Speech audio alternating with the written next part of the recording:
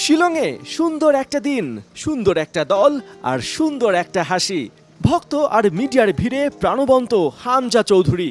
ভারত ম্যাচের পর সকাল সকাল দেশে ফেরার ফ্লাইট, তবে তার আগে খানিক সময়ের জন্য টিম হোটেলে হয়ে গেল পিতা পুত্রের সাক্ষাৎ। হামজা দলের সাথে ঢাকায় ফিরলেও তার বাবা ভারতে থাকছেন আরও কিছুদিন, তাই ছেলেকে বিদায় জানিয়ে গেলেন।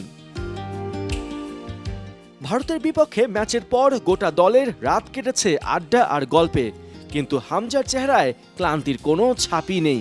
প্রিমিয়ার লিগ তারকা নিজে যেমন এনার্জেটিক, তেমন দলকেও করে রাখেন চাঙা। টিম ম্যানেজার আমির খানের কথায় বোঝা যায় মানুষ হিসেবে হামজা কেমন।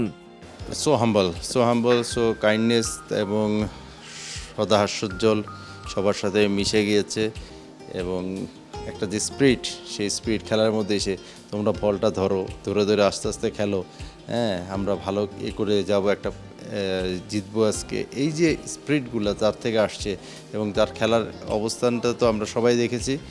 তো আমার মনে হয় সে যেহেতু মানিয়ে গিয়েছে এবং ভবিষ্যৎ আরও ভালো হবে। শুধু অফিসিয়াল নয়, ফুটবলারদের কাছেও পাওয়া গেল হামজা ইফেক্টের নমুনা। সোহেল রানার কাছে হামজা সেদিনের নতুন কোনো টিমমেট নন, বরং বহু বছরের চেনা এক পার্টনার। আমি ফার্স্ট অফ অল বলবো হামজা অবশ্যই টপ ক্লাস প্লেয়ার, ও টপ লেভেলে খেলে। আর খেলার বাইরে আমি তাকে বলবো অ্যাজ এ ম্যান হিসাবে অনেক ভালো, যেটা আসলে আমরা ওর সাথে যে মিশছি এতদিন, সো আমি মনে করি অ্যাজ এ মানুষ হিসাবে অনেক ভালো। টিম হোটেল আপনার জন্য একসাথে থাকেন, কি করেছে? আমরা আসলে দেখেন ওর সাথে অনেক দুষ্টামি করি আমরা প্রত্যেকটা প্লেয়াররা, টিমমেটরা, আর ও আমাদের সাথে খুব ক্লোজলি মিশে গেছে। মনে হচ্ছে যে ওর সাথে আমরা প্রায় কত বছর ধরে যেমন একসাথে খেলি ওর সাথে আমরা। সো এত সুন্দর দুষ্টামি করে ও, তো ভালোভাবে এনজয় করি আমরা জিনিসগুলা।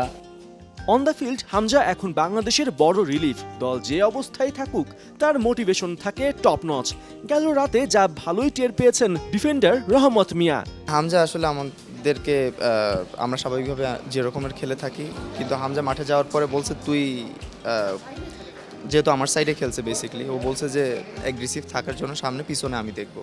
তো ওর সাথে আসলে মাঠে খেলাটা, মাঠ শেয়ার করাটা আসলে এটা অনেক বড় ভালো লাগার একটা জিনিস। আর হামজা পেছনে থাকা মানে কনফিডেন্স অনেক বেড়ে যায়।